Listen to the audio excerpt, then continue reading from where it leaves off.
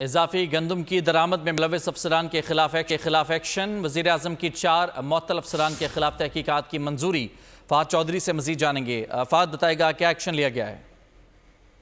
یہ اضافی گندم کی درآمد میں ملوث قرار دیے جانے والے سینئر سرکاری افسران کے خلاف باقاعدہ کارروائی کا آغاز کر دیا گیا ہے۔ ذرائع کے مطابق وزیر اعظم نے 4 معطل افسران کے خلاف تحقیقات کرنے کی منظوری دے دی ہے اور سیکرٹری تجارت محمد صالح احمد فاروقی کو انکوائری آفیسر مقرر کر دیا ہے۔ معطل افسران کے خلاف civil servants efficiency and discipline rules 2020 کے تحت انکوائری کی جائے گی۔